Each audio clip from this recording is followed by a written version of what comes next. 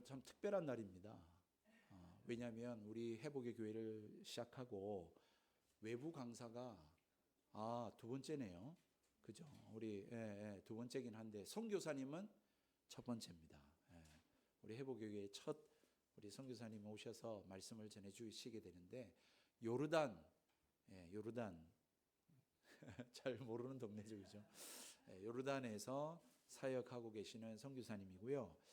우리 고신 아니고 합신 측 교단의 선교사님이시고 저와의 관계는 저의 모교회인 부곡중앙교회에서 학창 시절, 중학교, 고등학교 이렇게 학창 시절에 함께 신앙생활을 했던 저의 후배이기도 하고요.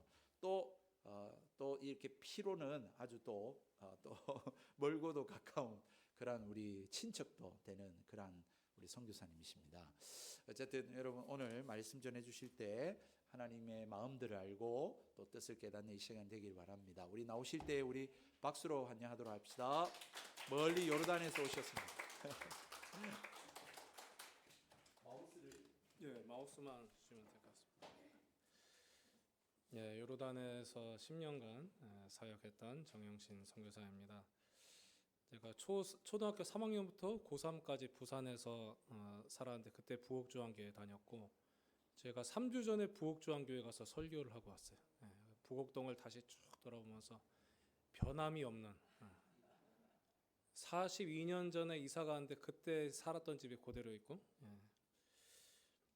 우리 형님이 안 목사님이 참 따뜻하고 편안한 형님이신데 중고등부 때 어느 시점인가 갑자기 형님이 은혜 받고 회심하고 그랬던 적이 있어요. 그래서 이제 목회자가 되셨고, 그래서 개척하셔서 이제 담임 목사님까지 되셔가지고 이제는 저에게 좋은 형님을 뿐만 아니라 신앙의 선배로서 앞서가고 계십니다.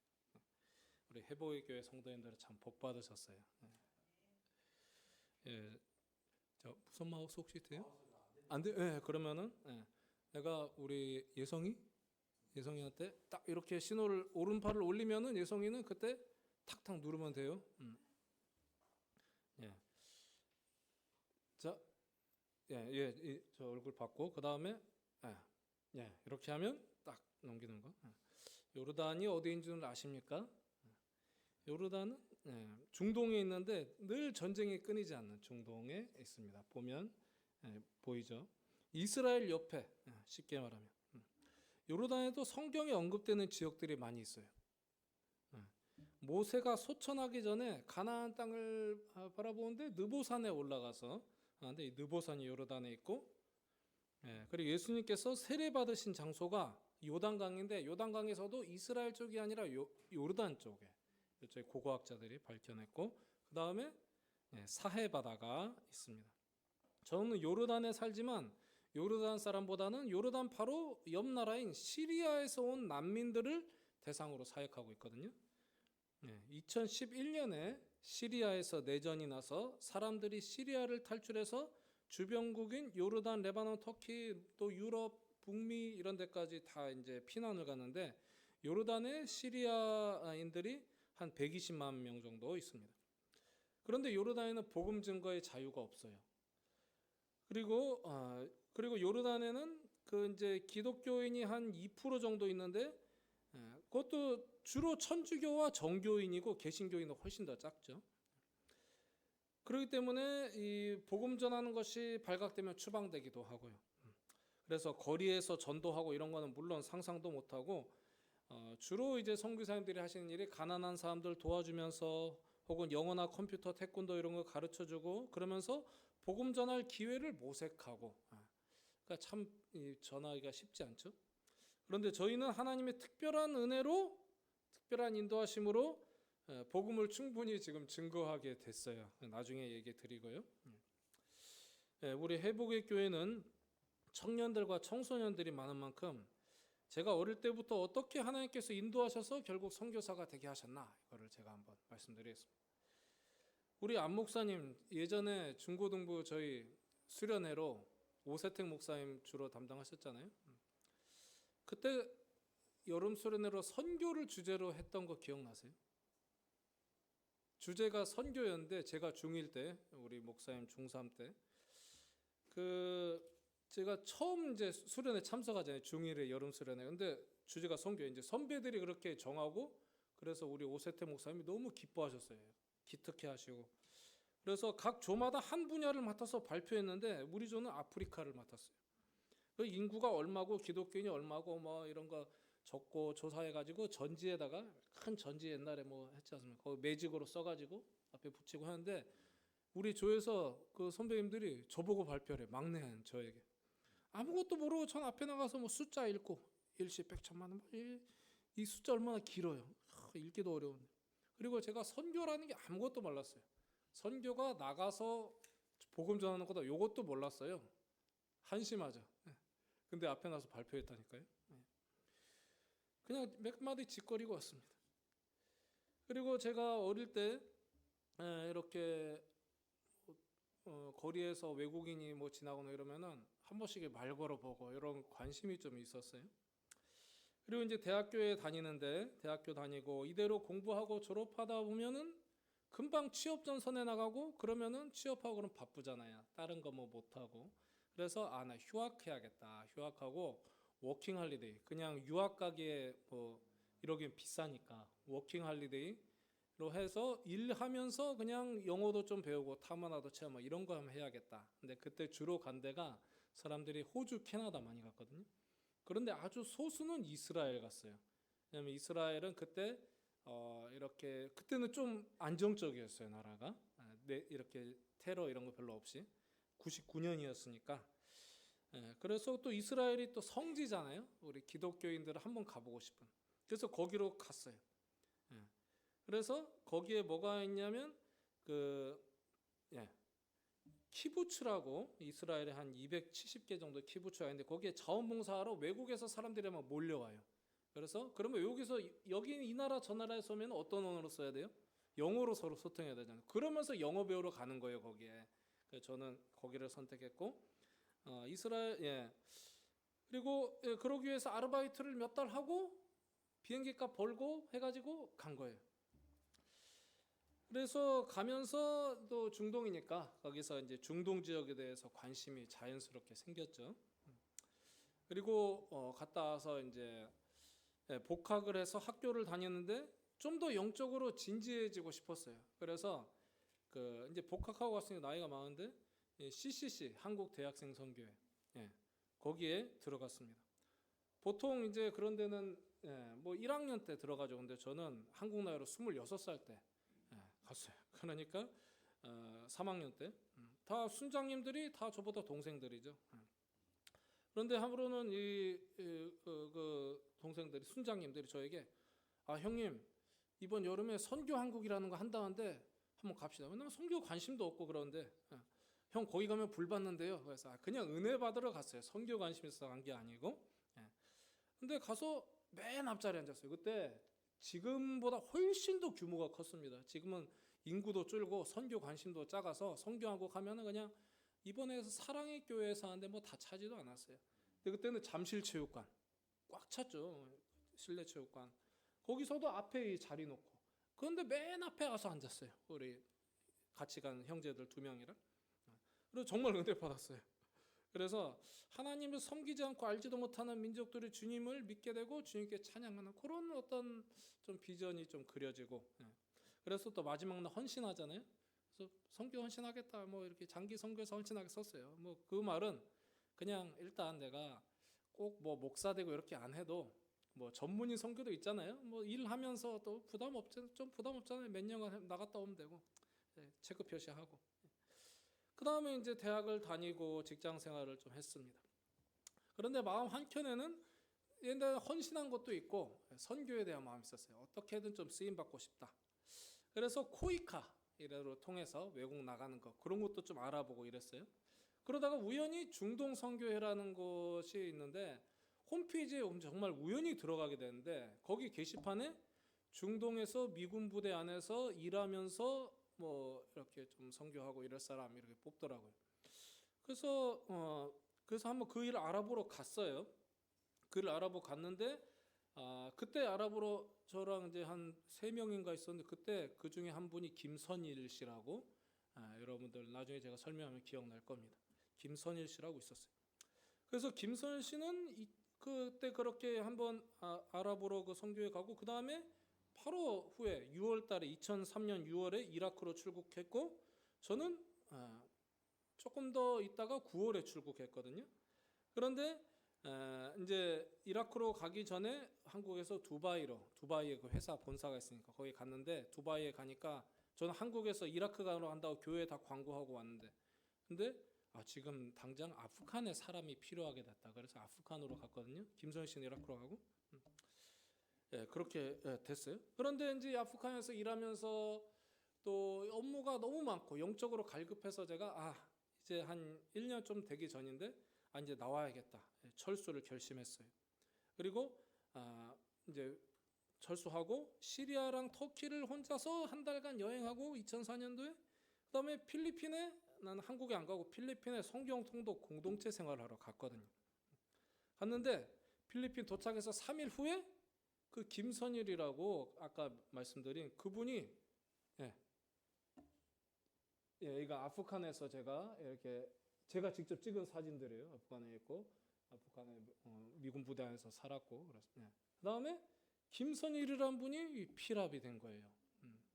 유명한 그때 뭐 뉴스 엄청 크게 났습니다. 딱 필리핀 도착 3일 후에 뉴스 터졌어요.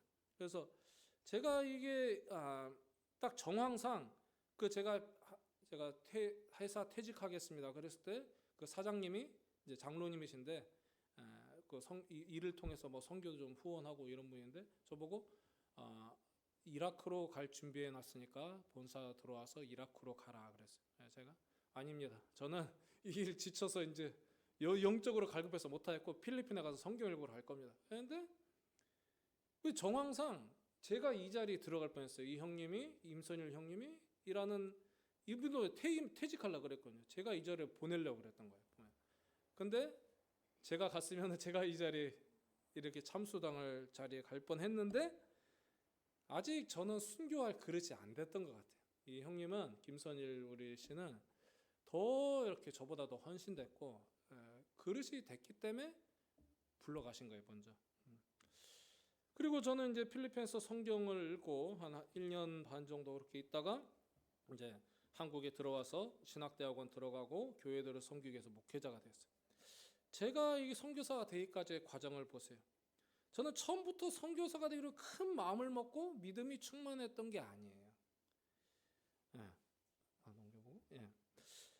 선교라는 단어가 무슨 뜻인지도 몰랐던 중학교 1학년생이 청년이 돼서는 영어 배우고 그냥 타문화 경험하기 위해서 나갔고 해외 나갔고 그 후에도 전임 선교사가 아니라 일을 하면서 선교를 좀 보고 배우겠다 이렇게 그냥 나간 것뿐이에요.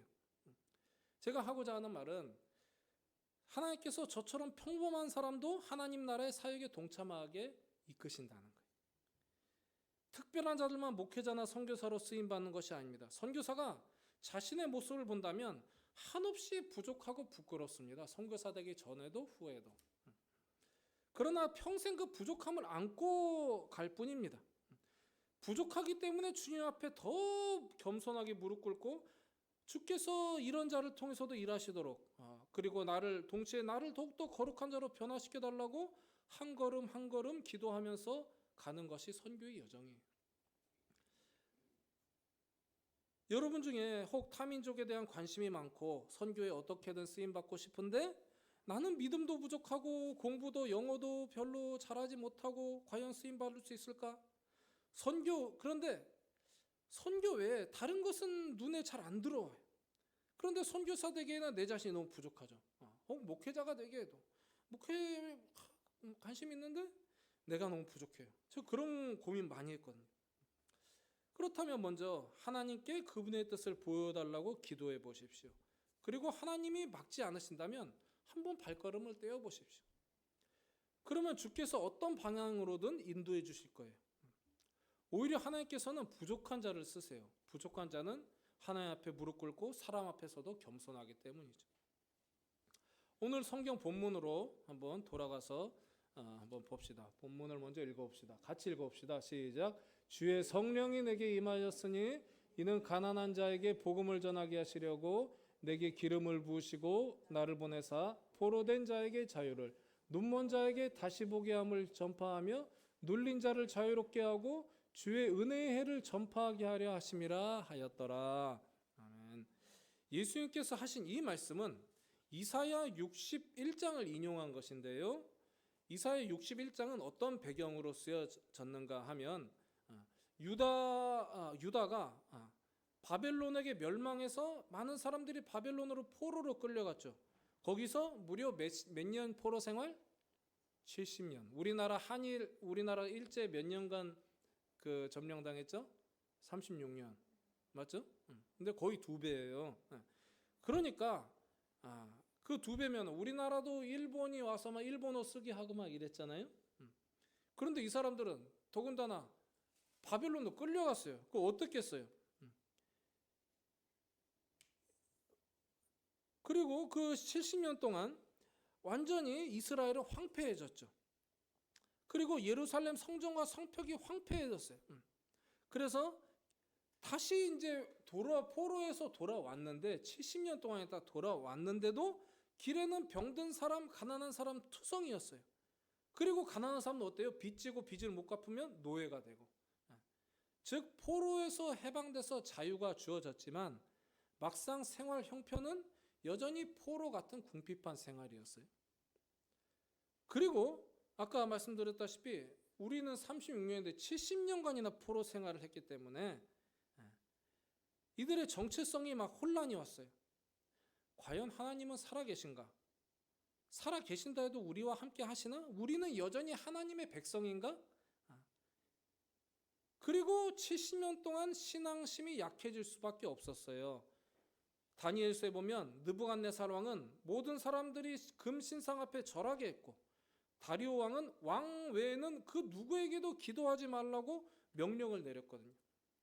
이처럼 바벨론은 유다 백성이 여호와 하나님만을 섬기지 못하도록 핍박했어요. 그렇기 때문에 신앙을 잃거나 신앙생활을 제대로 하지 못한 사람들이 많았을 거예요. 그리고 바벨론에 오랫동안 살면서 바벨론의 종교와 문화와 언어와 세계관에 많은 영향을 받았을 거예요. 즉 그들은 지금 포로에서 돌아왔지만 여전히 그들의 영적 상태는 포로기에 사로잡혀 있었다는 것입니다. 믿음이 희미해졌습니다. 그래서 이사야서 말씀은 하나님의 종이 나타나서 여전히 포로 생활과 같이 궁핍하게 살고 있는 그들을 회복시키고 영적으로 눈이 먼 그들의 시야를 회복시켜 주겠다. 회복의 교회는 회복의 교회. 그렇게 약속하신 말씀이거든요. 단순히 포로에서 풀어준다. 그걸 넘어서서 예수님께서는 이사야가 예언한 이 말씀을 인용하시면서 내가 바로 이사야가 말한 하나님의 종이다 이렇게 말씀하시는 거예요. 실제로 예수님께서는 눈먼 자를 고치시고 가난한 자들을 위해서 기적을 베풀어 주셨죠. 그리고 나는 포로된 자가 자유케 되듯이 백성들을 자유케 하겠다 이렇게 말씀을 하십니다. 사람들은 예수님께서 당시 로마의 압제를 받는 유다 민족을 해방시키는 영웅이 되어줄 것을 기대하고 있었습니다. 그런데 그렇게 많은 기적과 능력을 베푸신 예수님께서는 십자가에서 힘없이 저항도 하지 않고 죽으셨지요. 예수님께서 자유케 하신다는 것은 죄에 매여 있는 우리, 죄의 포로된 우리를 그분의 십자가의 죽음의 핏값으로 사시고 해방시켜서 자유하게 해주시겠다. 그 의미거든요. 우리의 선교도 바로 여기에 있습니다. 죄와 어둠의 세력에 매여 있는 자들이 예수 그리스도의 빛으로 말미암아 자유함을 얻는 것. 그렇게 우리가 쓰임 받는 거거든요. 여러분, 신의 악단이라는 영화를 혹시 보셨습니까? 아직 안 보셨어요? 네, 우리 교회가 교회가 같이 가서 보는 일도 있다 그러더라고요. 한번 같이 가서 보세요. 전 이번 주에 봤는데 재밌습니다. 실제로 일어난 사건을 토대로 한 건데 1989년에 북한의 칠골교회라고 어떤 대외 선전용 교회를 만들었어요. 우리 북한도 종교의 자유가 있다 만들었거든요. 그리고 1994년도에 빌리 그레함 목사님을 초청해서 거기에서 실제로 예배를 드린 적이 있다면 부흥회를 한 적이 있대요. 그러면 어떻겠어요? 가짜 부흥회 사실 그 진짜 믿는 사람들 다 죽이니까 그냥 이렇게 데리고 와서 찬송 부르게 하고 기도하게 하고 그래서 우리 북한의 종교의 자유가 있대 보여주려고 하는 그냥 쇼거든요. 근데 그 사건을 토대로 물론 등장인물의 사소한 내용은 이제 다 각색을 했지만 왜냐하면 그때 지원을 받기 위해서 해외 지원을 받기 위해서 또 그런 걸 꾸몄거든요. 그래서 가짜 찬양단을 만들기 위해서 사람들을 선발했어요. 그런데 그 중에는 정말로 예수님을 비밀리에 믿는 사람들도 있었어요. 그 선발된 사람 중에. 그래도 발각되면 안 되니까 예수님을 안 믿고 누군지도 모르지만 나라에서 시키니까 기독교인을 흉내를 내면서 억지로 성경 읽고 기도하고 찬양하고 그러니까 이 뽑힌 사람들이 그냥 흉내 내는 거예요. 예수님 믿는 척. 근데 그 중에는 진짜 예수님 믿는 사람도 있었던 거죠. 근데 그 사람들은 주여 하지만 공산당 앞에서는 안 믿는 척 해야 되는 거예요. 야 주여 하지만 이게 내 진심이 아닙니다. 이렇게. 그런데 거기를 이제 감시하는 북한 보위부 요원들이 있는데 그 사람들을 이제 감시하면서 연습시키는 거예요. 근데 하다가 자기도 찬양에 감동해서 예수님 믿고 싶은 마음이 생겨요. 억지로 성경 읽다가 성경에 감동해요. 그러나 군인도 악단도 감히 자신이 예수님 믿게 되었다는 기색을 함부로 내비칠 수 없습니다. 그저 우리 수령님께 충성하는 모습만 보여야 하기 때문입니다. 그러나 영적으로 갈급한 그들은 성경책을 읽는 신용을 하다가 성경을 읽으며 감동하고 찬양을 하면서 마음의 치유를 경험합니다. 그리고 이 악단의 멤버들과 심지어 북한 보위부 군인들마저 나중에는 이제 예수님을 정말 믿게 돼요. 그러나 그 북한 지도부는 부흥회가 끝나고 회의 원조를 받게 되면은 그 악단 멤버들을 모조리 처형할 계획을 세워요. 그걸 알아차린 보위부 군인은 악단 멤버들을 탈출하도록 돕고 자신은 그 처벌을 대신 받고 결국 죽음에 처한다는 내용이거든요. 너무 줄거리를 다 말해서 재미없게. 다 까먹으세요. 오늘 설교 다 까먹으세요. 북한 그리스도인들은 예수님을 믿을 자유가 없습니다. 그들은 성경을 꽁꽁 숨기며 읽습니다. 그리고 크게 소리내어 기도할 수도 없고요. 곳곳에 감시하고 고발하는 사람들이 있기 때문입니다. 설교 말씀을 듣고 싶은데 교회가 사실상 없기 때문에 라디오에서 이제 몰래 이제 선교사님들이 라디오를 어떻게 전달해주면 그걸로 이제 우리나라 극동방송 뭐 이런 그 설교 듣는 거예요. 그런데 그것도 들으면 소리 새 나올까봐 새벽 한 3, 4시경에 들판으로 나가서 그것도 작게 듣습니다. 그들은 언젠가 자유롭게 주님을 찬양하고 예배하는 소망을 품고 삽니다. 그런데 저는 그 영화를 보면서 제가 이제 북한 그리스도인들 뭐 그렇게 많이 관심 있던 건 아닌데 옛날에 그 북한 그리스도인 선교를 하는 모퉁이도 선교회 수련회를 한 일주일 참석한 적이 있어요. 그래서 그 북한 그리스도인들의 이런 거에 더 많이 와닿더라고요. 영화를 보면서. 저 영화를 보면서 북한 그리스도인들에게 이렇게 말해주고 싶었어요. 속으로. 북한의 체제가 군인들의 감시가 당신들의 믿음까지 통제하지 못하는군요. 여러분들은 그토록 자유를 꿈꾸지만 당신들의 영혼은 이미 자유했습니다. 당신들은 메였으나 메인자가 아닙니다. 복음으로 말미암아 한번 읽어봅시다. 시작. 복음으로 말미암아 내가 죄인과 같이 메이는 데까지 고난을 받았으나 하나님의 말씀은 메이지 아니하니라. 아멘. 여러분들은 가난하고 아무것도 가진 것 없으나 모든 것을 가진 자입니다. 여러분들은 어두운 사탄의 세력으로부터 이미 자유했고 진정한 자유를 이미 누리고 계십니다. 여러분들이야말로 하나님 나라를 이미 소유한 특권층입니다. 이렇게 말해주고 싶었어요. 그리고 무슬림 배경인데 예수님 믿는 신자들 소수지만 있거든요. 나면서부터 이슬람교였어요. 태어나면서부터 이슬람교고 그냥 우리나라 모태신앙정보다 훨씬 더 강하게 종교를 이제 강요받죠. 혹은 아직 예수님을 영접하지 않았을지라도 그 무슬림들 중에 복음이 과연 진리인지 진지하게 이렇게 연구하고 그런 무슬림 구도자들이 저는 생각났어요. 영화를 보면서. 이슬람권에서도 이슬람권에서 예수님 믿는 자유가 있는 게 아니죠. 그리고 가족, 친지, 친구 다 무슬림이고 교회는 감히 들어가 보지도 못하고 예수님에 대해서 들어볼 기회를 갖지 못합니다. 혹시라도 교회를 다니거나 성경을 읽거나 예수님을 믿는 것이 발각되면 가족에게 심한 핍박을 받습니다. 구타를 당하거나 집에서 쫓겨나거나 그냥 명예살인 들어보셨죠? 살인, 그냥 살해당해요. 그러니까 이들도 영화에 나온 북한의 비밀 그리스도들처럼 예수님을 믿어도 믿는다고 쉽게 말할 수 없을 거예요. 그러니까 관심 보이는 사람, 복음에 관심 보이는 사람에게 너 예수님 믿게 됐어? 그러면 아니라고 할 거예요. 그러니까 아니라고 아닌 게 아니고 기라고 긴 게 아니고 이게 뭔지 몰라요. 더구나 자기 가족들 있는 데서 무슬림 친구들 옆에서 만일에 제가 복음에 관심 있어 예수님 믿게 됐어? 이렇게 물어보는 것 자체가 우스운 행동이에요. 그럼 말하겠어요, 제대로? 우리 교회란 제가 이제 됐습니다. 제가 요르단에 지금 동역하고 있는 교회예요. 요르단 현지인 교회인데 요르단 목사님, 다윗 목사님이시고,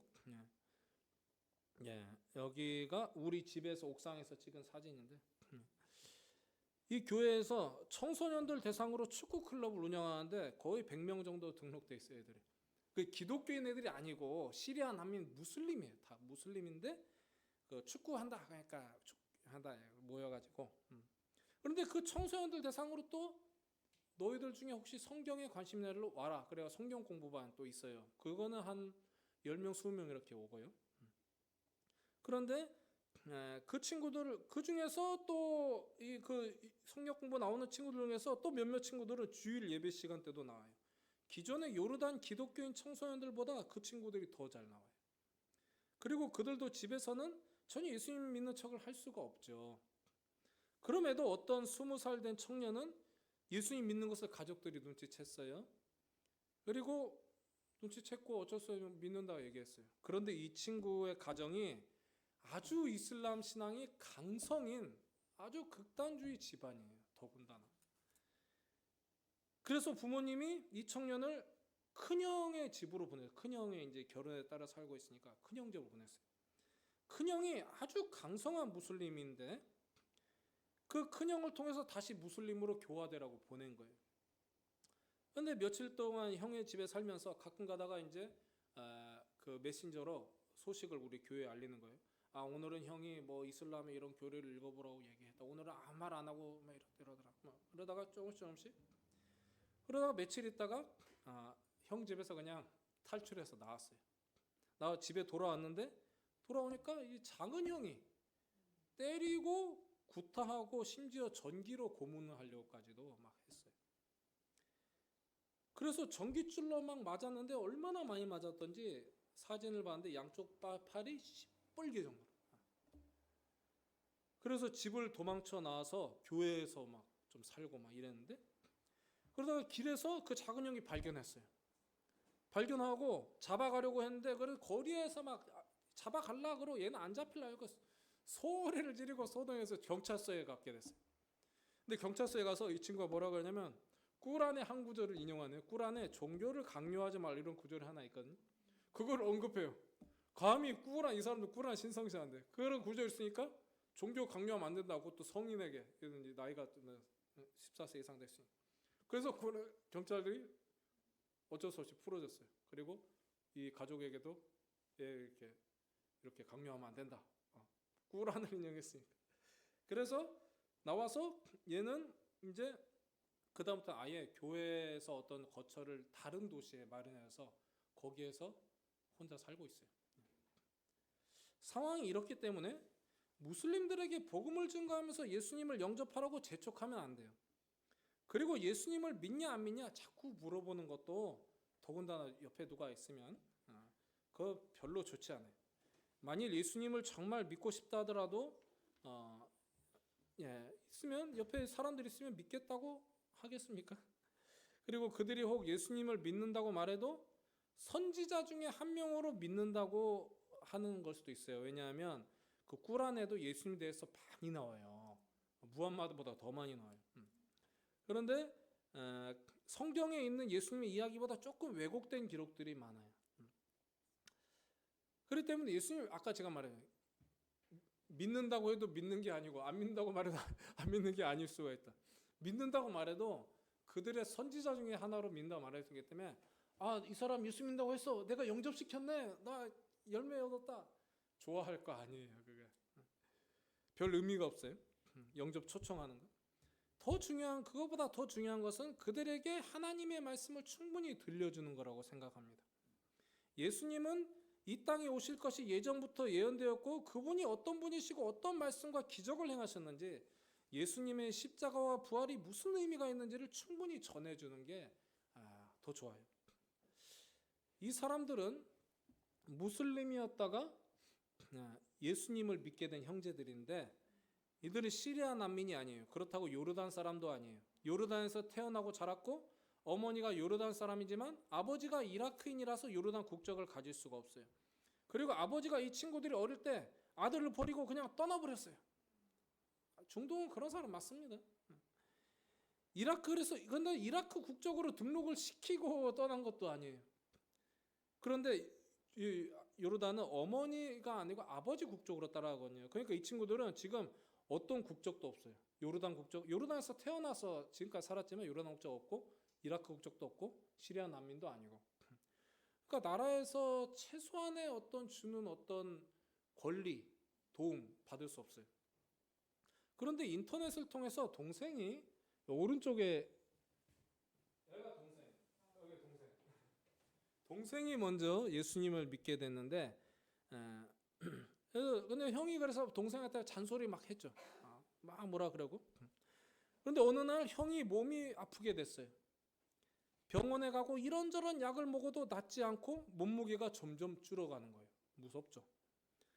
그래서 하루는 예수님을 믿게 된 동생이 형의 손을 잡고 기도했어요. 그리고 날마다 이제 형도 힘이 없으니까 동생이랑 같이 손잡고 기도해요. 그런데 예수님께 기도하는 거예요. 그런데 병이 서서히 나아서 나중에 완쾌됐어요. 그러면서 형도 예수님을 믿게 됐죠. 그리고 어느 날 교회로 스스로 들어왔어요. 그래서 요르단 담임 목사님이 저보고 이 친구들 제자 훈련을 하라고 하셔가지고 제가 이 친구들 만나고 있습니다. 함께 성경 통독을 하고 또 모세오경과 뭐 이렇게 복음서도 다 읽었고 그리고 저는 이제 또 미디어를 동원해서 이 예수 영화거든요. 아랍어로 된 예수 영화. 이것도 이제 같이 보고 다른 성경 영화들 모세 뭐 이런 것들도 보고 변증에 대한 동영상도 보고 또 제가 예수 영화 이렇게 보여줄 때는 이 친구들뿐만 아니라 다른 집에도 좀 마음이 열린 집들에 제가 예수 영화 보여주는데 우리 집 테레비 들고 가요. 조그만 거 들고 와서 걔네 다른 집 가면은 다 막 고장 나고 막 찍찍 줄 거 있고 해가지고 아예 우리 집 거 갖고 가서 보고 또 이렇게 저희가 이해해야 되잖아요. 이제 한국어로는 알지만 내용 보면 무슨 내용인지 알지만 제가 또 아랍어로 직접 이해해야 지겹지 않을 거 아니에요. 그래서 이거를 제가 다 영화 전체를 아랍어 타이핑을 해봤어요. 하면서 모르는 것도 과외쌤 물어보고 막. 그래서 이렇게 미디어로도 활용하고 그리고 이 친구들 데리고 여기는 왼쪽의 사진은 사해 중간의 사진 오른쪽은 느보산 이런데 이제 실제로 모세오경 읽고 요 느보산 데리고 간 거예요. 이게 현장 학습. 사해 또 사복음서 읽으면서 또 뭐 어쨌든 뭐 사해는 여기저기 나오니까 이렇게 데리고 왔습니다. 이들은 저는 몇 번 가봤는데 이들은 생전 처음 가봤답니다. 슈퍼에서 일하는데 함께 일하는 사람들에게 자신들의 신앙을 살짝 내비치기도 해요. 이거 상당히 용기를 필요로 하는데요. 어떨 때는 나 기독교인이야. 동료들한테 얘기하면 야 네가 뭘 봐서 기독교인이야 하면서 놀린대요. 그리고 이제 교회 동료들한테 교회 예배 오라 이런 게 뭐라고 교회 평일에 남성 모임이 있거든요. 거기서 또 뭐 복음 얘기하고 그러지만 남성 모임 한번 와봐라. 거긴 좀 열린 모임이니까 와봐라. 그렇게 동료들 얘기해요. 자꾸 그러면 동료들이 너 정말 기독교인 됐어? 그럼 아까 그랬어요. 그럼 또 북한 기독교인처럼 이해하면 안 된다 그랬잖아요. 그래서 아니다 농담이다 또 이렇게 얘기하고 이것도 상당히 용기가 필요한 거예요. 그러니까 이 친구들은 제가 사는 열악한 도시 중에서도 가장 평판이 나쁜 동네에 살고 있었는데요. 이 외국인이 제가 이 친구들을 막 방문하는 것을 보면서 동네 아이들이 줄곧 봤나 봐요. 그러면서 하루는 이제 저랑 같이 나오는데 이 친구들한테 막 욕을 하는 거예요. 이 동네 애들이 이 친구들이 예수님 믿는다는 거 눈치챈 것 같아요. 그래가지고 좀 위협을 느끼고 바로 다른 집 알아봐서 다른 동네로 이사했습니다. 그리고 이들은 이전에 집에 불이 난 적이 있어서 가진 것이 전혀 없어요. 가전제품이 핸드폰 말고 없어요. 핸드폰도 아주 오래된 거, 모토로라 뭐 이런 거, 어머니는 모토로라 쓰고. 그리고 냉장고 없으니까, 물론 빨래도 손빨래고 냉장고 없으니까 채소를 사면 그냥 이렇게 비닐봉지 넣어두면 썩잖아요. 그러니까 널어놔요. 집에 널어놔. 그것도 채소도 싸게 하려고 이 바켓에 한꺼번에 주고 싼 거 그래가지고 막 널어놔요. 그리고 슈퍼마켓에서 무거운 박스 들고 나르고 이런 일 하는데 몇 번이나 다치고요. 그렇지만 아무것도 가진 것 없지만 그들은 복음을 소유했죠. 이슬람의 굴레에서 벗어나서 복음으로 자유케 된 것만으로도 감사하면서 살고 있습니다. 여러분, 반드시 해외로 나가야만 선교하는 것 아닙니다. 사탄에게 매여서 자기 야망에 매여서 죄로부터 자유함을 누리지 못하는 자들, 그저 세속적인 즐거움, 별것 아닌 쾌락, 스마트폰 정도의 즐거움에 만족하고 그것을 쫓는 사람이 얼마나 많습니까? 그런 사소한 것을 얻지 못하면 뭐 조금 내가 갖고 싶은 것, 대학 합격, 혹은 뭐 관계 문제, 학교에서 왕따든지 뭐 금방 자살하겠다고 하고 정신병 걸리는 사람 얼마나 많습니까? 그런데 진정한 우리 이제 식사로 얘기하면 밥을 못 먹으면 어떻게 해요? 자꾸 간식 찾죠. 초코파이 뭐 간식 찾죠. 근데 간식은 먹어도 허기져요. 그러다가 계속 많이 먹으면 속이 안 좋죠. 예수님이 내 마음을 어루만지시고 그분이 내 안에 살아서 이기적인 내가 조금씩 성숙해지는 경험, 늘 불안하고 불만 가득한 내가 주님이 주시는 은혜로 평안해지는 것, 그것이 하나님의 나라입니다.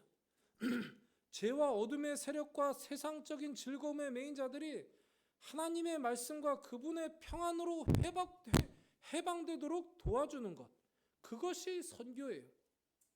한국이냐 외국이냐가 중요한 것이 아닙니다. 우리 젊은 친구들은 주위의 친구들을 한번 돌아보세요. 그들이 무엇에 매여 있는지, 무슨 생각이 그들을 힘들게 하고 사로잡는지 우리 자신부터 한번 생각해 봅시다. 혹은 내가 예수님 믿고 교회 다녀도 주로 나의 생각을 사로잡고 있는 것이 무엇인지, 나는 무엇을 늘 갈구하고 있는지, 무엇 때문에 내가 화가 나고 무엇 때문에 내가 기쁘고 한번 생각해 봅시다. 나는 오로지 주님께서 주시는 사랑과 평화를 구하고 있는지, 그것이 나의 제1 목적인지, 그분의 은혜로만 만족하는지, 죄로부터 매인 것에서 해방돼서 복음이 주는 자유와 기쁨을 누리는 이 선교는 우리 평생의 과정이고 또 평생의 과업입니다.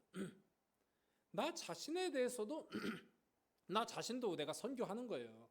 평생에 내가 하나님으로 인해서만 기쁨을 누리고 죄로부터 해방되도록 내 자신도 평생 선교, 이거 평생의 과정이라고 얘기합시다. 그리고 다른 사람이 또 한번 전도하고 예수 믿었다 그 땡이 아니고 평생 이 사람이 주님과 연합해서 주님이 주시는 그 은혜를 누리도록 하는 평생의 선교, 평생의 과업. 저희는 요르단의 수도 암만에 살면서 난민들을 구제하고 방문하는, 여기 암만이라고 있죠. 여기 요르단 수도 쪽인데 거기에 원래는 살다가 난민들 구제하고 방문하다가 2023년도에 하나님의 인도하심으로 요르단과 시리아 국경 앞에 있는 마프락이라는 이 빨간 데죠. 마프락 시티. 저 위에 시리아죠. 시리아 국경 앞에 있는 이 도시로 이사 갔어요. 여기는 도시 인구의 작은 도시인데 그 작은 도시인데도 인구의 40~50%가 그 난민, 시리아 난민. 그리고 빈곤합니다. 예. 광야 위에 세워진 도시예요. 가는 길인데 이런 광야. 그래서 모래가루가 많이 흩날리고 길거리에 쓰레기도 많이 날립니다. 저는 여기서 요르단 교회의 현지 목사님이 제가 그 전에 일주일에 한 번씩 한번 왔다 갔다 했는데 저를 저하고 같이 완전히 이사 와서 같이 이 난민 사역을 하자 하셔가지고 기도하면서 제가 이사를 했습니다. 왜냐하면 이 도시는 이 도시의 빈곤한 특성과 또 이 교회가 이 도시에서 많은 큰 역할을 해요. 구제를 많이 하고 또 목사님이 그래서 지역사회 유지처럼 그래가지고 이 도시에서 요르단 다른 지역과 다르게 여기에서 그리고 이 교회랑 같이 동역을 하면 복음 전할 기회가 훨씬 많아요. 그래가지고 이사를 갔습니다. 교회는 영어를 가르치는 프로그램을 아주 크게 진행하고요. 또 난민 아이들을 위해서 학교에 못 가는 아이들을 위해서 작은 학교를 운영하고 장애인 교육과 재활을 돕고 수선하고 이런 것도 가르치고 그런데 제가 여기서 담당한 일은 난민 가정들을 방문하면서 구제하고 복음을 증거하는 것입니다. 여기 이사 오기 전에는 여러 가지 제약으로 다른 도시에서 제가 난민들 방문하고 이러면은 여러 제약으로 복음을 충분히 전하지 못했어요. 교제하고 막 이러는데 복음 전하기 충분히 하죠. 보안도 그렇고 여러 가지로. 근데 여기서는 훨씬 이전보다 복음 많이 전할 수 있게 됐어요. 이게 중동에서 이런 곳이 거의 없습니다. 레바논은 기독교인이 워낙 30% 40%니까 거기는 좀 제외. 나머지는 이런 데 없어요. 이라크 아니요. 이집트, 시리아 전쟁 전에 기독교인들이 한 10% 됐지만 그래도 교회 안에서 말고 교회 밖에서 복음 이렇게 전할 수 있는 데가 그러지 못해요. 그리고 우리 교회에 방문하는 손님들을 위해서 숙소가 마련되어 있는데 미국이나 유럽 남아공 등에서 이렇게 비전 트립을 자주 옵니다. 그러면 그분들은 오셔서 교회가 하는 난민 사역들을 보고 난민 가정들도 방문해 보고 싶어 합니다. 그러면 저희가 난민들 방문할 때 또 같이 모시고 가요. 오시면. 그리고 그분들이 간증이나 성경 이야기를 하도록 기회를 주고 저희가 영어랑 아랍어 통역해 주고 그런데 때로는 이집트나 팔레스타인의 그리스도인들이 와요. 그분들도 무슬림들이 90%에 육박하는 국가에서 평생 무슬림 이웃들에 둘러싸여서 있었지만 복음을 자기 나라에서 쉽게 전할 수 없었어요. 그런데 여기 와서 복음을 전하니까 깜짝 놀라요. 난민들이 가난하고 또 영적으로 피폐한 상황에서 마음이 더욱 열려있기 때문에 또 복음을 듣습니다. 바로 영접하는 건 아니지만 복음을 그래도 듣고 앉아 있어요. 제가 살고 있는 바로 이곳에서 정말 하나님께서 크게 일하시고 계십니다. 저는 15가정의 난민을 담당하고 있습니다. 그래서 그들을 한 달에 2차례 정도는 방문해요. 그리고 한 번 방문하면 한 2시간 정도 앉아 있다가 오는데 예를 들면 이혼율이 높아요. 난민 가정들은. 제가 방문한 15가정 중에 10가정이 이혼한 사람들. 여기는 아주 헛간 같은 데 살아요. 그냥 예수님 마국간 같은 데서 헛간이에요. 헛간. 그냥 천으로 이렇게 덮어놓고 위에 쌓아놓고 화장실, 주방 다 바깥에 있고 팔이 엄청 많고 그리고 하나 더 보여주시고 또 가끔 난민들이랑 이렇게 밖으로 놀러 가기도 하고 필요한 물건들을 우리는 전달해 주고 그리고 교제하고 말씀을 증거하고 한 2시간 정도 그렇게 있다 옵니다. 그리고 또 시리아 아동을 위해서 주일학교를 하는데 주일학교가 토요일에 합니다. 그리고 원래 요르단 기독교인 아이들 위한 주일학교는 다른 시간에 너무 혼잡해서 다른 시간 시리아 아이들 주일학교인데 이것보다 더 많이 나올 때 있어요. 많이 나올 때 100명, 120명까지도 나오는데 다 무슬림들이에요. 기독교 배경의 시리아인들은 난민으로 온 게 없어가지고 다 무슬림들. 제 아내가 주일학교에서 교사로 또 섬기거든요. 아이들이 많이 온 날은 돗대기 시장이죠. 아이들 말 안 듣죠. 여기저기서 주먹질하고 싸우죠. 그래서 아내가 거기서 이제 규율 반장, 소리 지르면 애들한테 혼내고, 또 이렇게 물 먹으러 간다 뭐 하고 그러면 좀 통제하고. 그래서 이제 이 교회 뭐 나온 애들이 뭐 또 매주 나오지도 않고 또 나왔다 안 나왔다 그런 애도 있을 거 아니에요.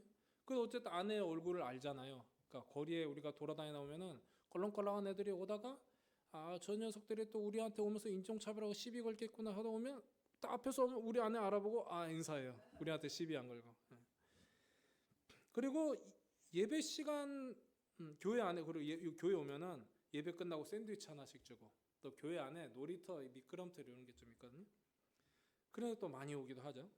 예배 시간 한 1시간 전, 1시간 반 전인데도 교회 대문 앞에 매달려서 빨리 열어달라고 아주 강청을 합니다. 그러니까 우리 미리 열어주면 교사들이 좀 통제하고 이래야 되는데 좀 그럼 안 되거든요. 예배 시간 다 돼야 하는데 일찍 와요. 그래서 나는 들어가면서 미안하다 좀 이따 들어와라 대문 닫고. 우리 어때요? 주일학교 하면은 예전에 또 우리 목사님께서도 그 전에 사역도 많이 하시고 주일학교 애들 일찍 안 오잖아요. 제 시간에만 와도 다행인데 1시간 전에 온다니까요. 저희가 아랍 이슬람 국가에서 복음 증거 사역을 이처럼 왕성하게 할 수 있는 것은 제가 비교적 편안한 수도 대도시에만 머물지 않고 마프락이라는 이 작고 열악한 도시로 이사를 왔기 때문에 지금 가능해진 거거든요. 교회 옥상에 올라가서 사진 찍은 거예요. 보면 도시의 끝자락이 보이죠. 작아요. 한 20만 명 뭐 작습니다. 길에는 쓰레기가 날립니다. 또 광야에서 바람이 많이 불기 때문에 쓰레기통 큰 거 거기에서 다 날고 그냥 쓰레기 뭐 눈에 뭐 다 들어가고 또 구걸하고 작은 물건 팔고 이런 애들 많아요. 난민의 비율이 높기 때문에. 그리고 대도시랑 다르게 세련된 카페 있잖아요. 현대식 카페 그런 거 없어요. 그냥 아랍식 카페도 그런 거 좀 있고 그냥 세련된 우리나라식의 그런 거 없고 무엇보다도 교육 환경이 좋지 않기 때문에 학령기에 자녀를 둔 외국인 선교사는 거의 없습니다. 다 이제 자녀들 다 장성하고 그냥 부모만 이렇게 온 그런 사람들 몇 명 있고 저희가 수도 암만에 살았을 때 그때 저희가 그렇다고 저희가 외국인이 많이 거주하고 집값이 비싼 소위 강남에 살았던 게 아니에요.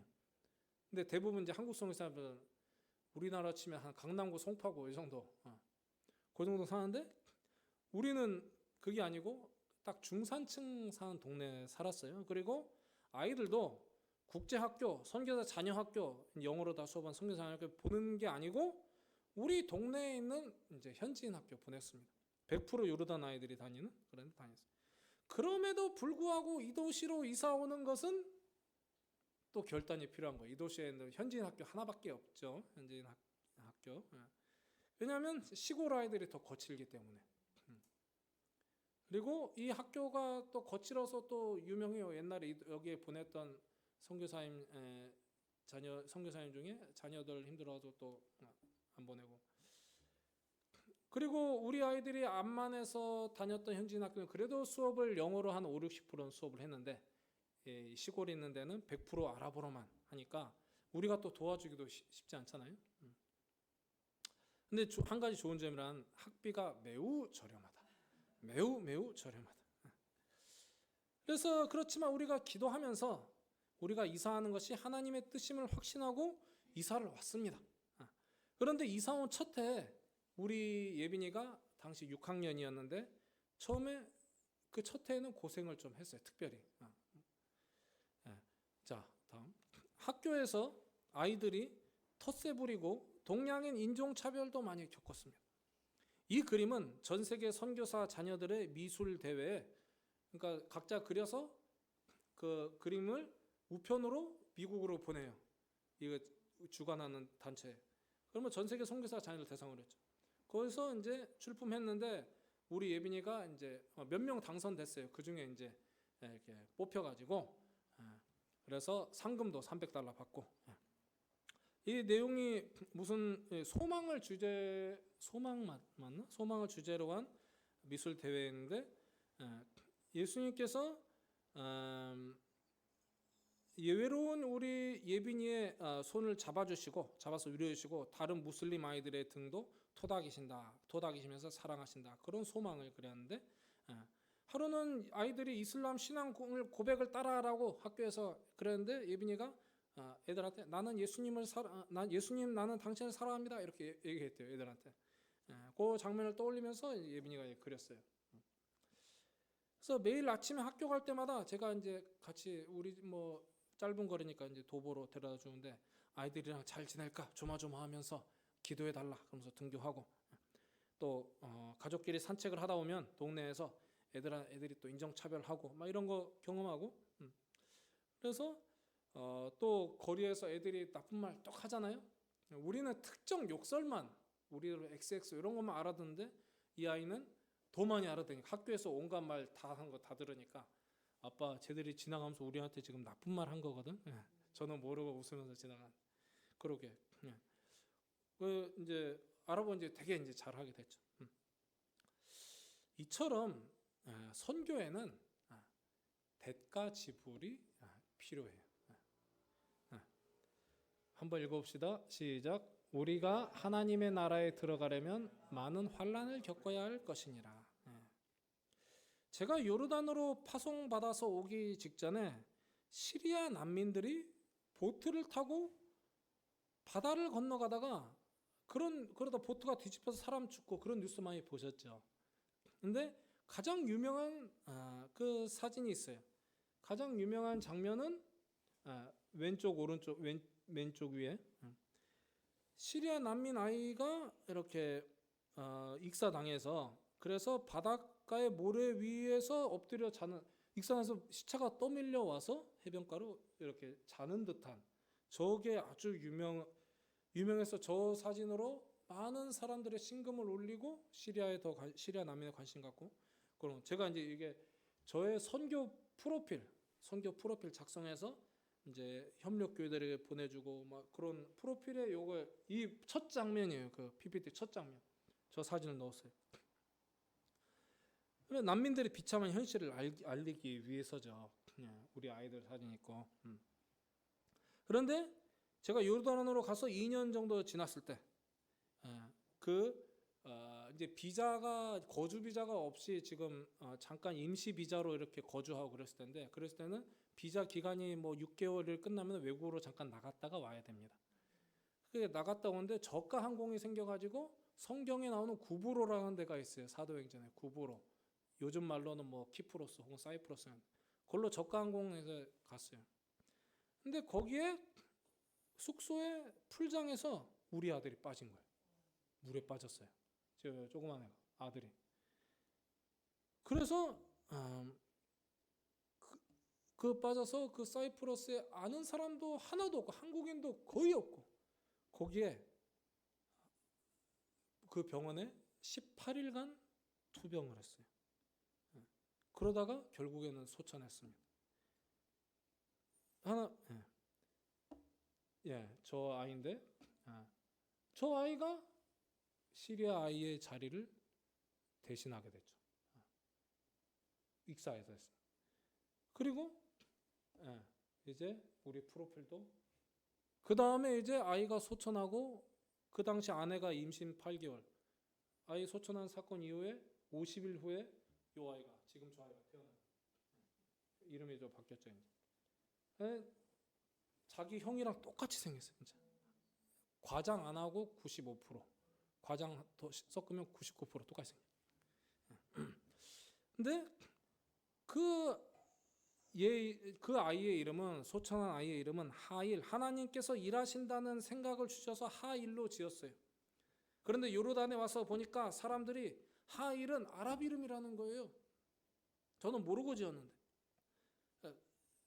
하나님의 일하신다는 뜻은 아니고 크다, 위대하다. 혹은 성경에도 하일이라는 단어가 있어요. 히브리어 똑같은 뜻이에요. 무슨 보아스 혹은 기드온 이런 사람들에게 하일이라고 얘기합니다. 예. 제가 방문하는 시리아 난민 가정 중에 한 가정은 장남을 시리아 내전 중에 잃었어요. 그리고 요르단으로 왔어요. 그런데 그 아들 이름도 하일인 거예요. 둘 다 하일이 아들을 잃은 사람들끼리. 하나님께서는 저에게 난민들이 자녀를 잃는 아픔을 이렇게 경험하게 하셨죠. 그리고 제가 방문하는 가정 중에 작년 2월, 한 2월 정도에, 2월, 3월 정도에 어린 아들을 잃은 가정이 있어요.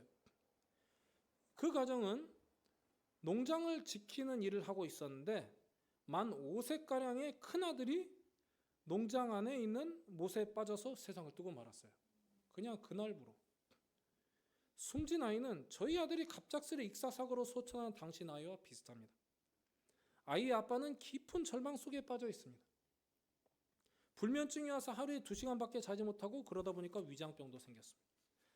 아직도 아이의 무덤의 오른쪽이 무덤인데 사막 한가운데 있는 무덤이에요. 일주일에 2번 정도 걸어서 갔다 와요.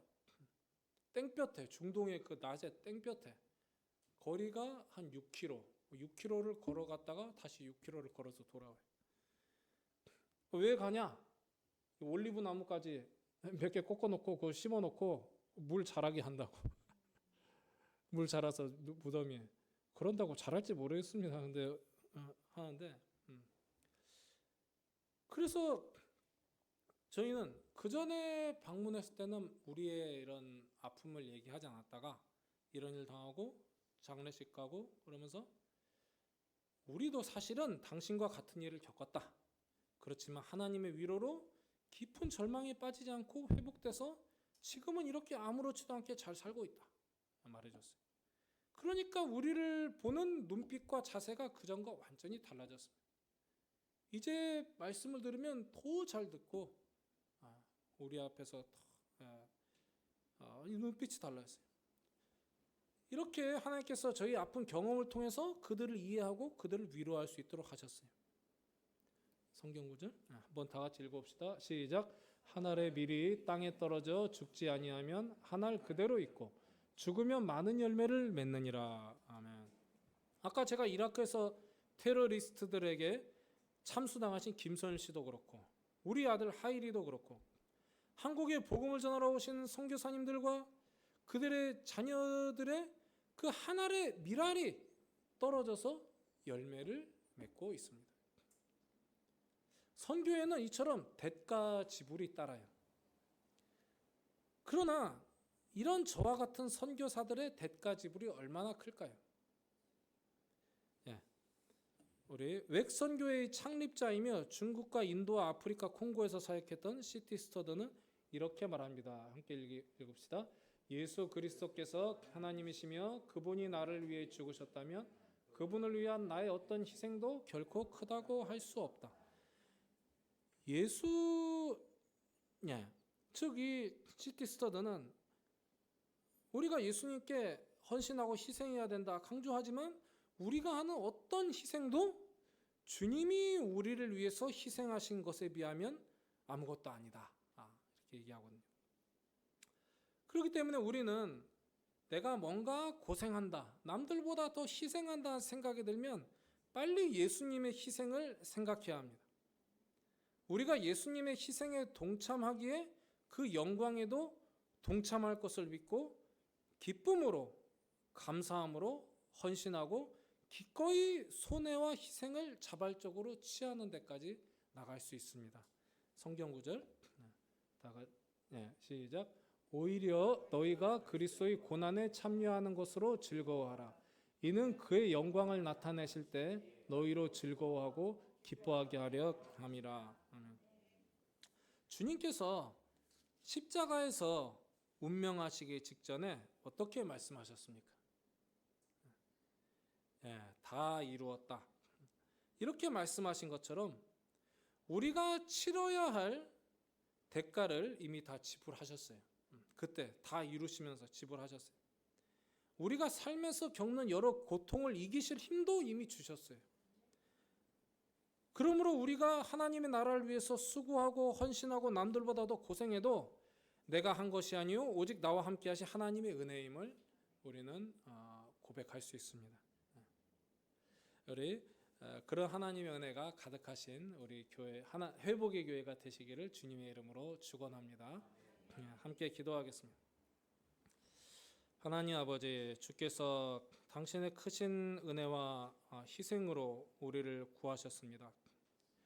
그리고 주님께서는 우리를 당신의 제자로 부르십니다. 우리가 제자로 사는 길에 주님, 정말 우리가 제자로 부름 받았기에 죽어가는 영혼들을 살리고 영적으로 포로된 자들을 자유케 하고 영적으로 궁핍한 자들을 부욕케 하는 이 일에 우리가 쓰임 받습니다. 주님, 그렇지만 동시에 우리는 그 일에 쓰임 받았기에 십자가의 길을 걷도록 요구받고 있습니다. 주님, 그렇기 때문에 고난이 우리 삶에 따르고 내가 하나님의 인도하심에 순종하고 주의 과업을 따르는데도 우리에게 고난이 따르는 현실 앞에 우리는 실망하고 때로는 좌절합니다. 그러나 주님, 그런 우리의 고난도 이길 힘도 주께서 이미 주셨음을 우리가 믿고 고백합니다. 그러므로 우리는 힘을 다하여 수고하지만 내가 아니라 내 안에 계신 하나님께서 하나님의 은혜로 우리가 수고함을 믿으며 억지로 하는 것이 아니라 기쁨과 자발적으로 헌신의 길, 사명의 길, 선교의 길을 걸어가겠습니다. 주님, 이 은혜가 우리 회복의 교회 위에 충만하게 항상 흐르게 하여 주시옵소서. 어떤 모습으로든 나가서든 여기서든 주님의 그 큰 선교에 쓰임받는 우리 혼교회 되게 하여 주시옵소서. 예수님의 이름으로 기도합니다.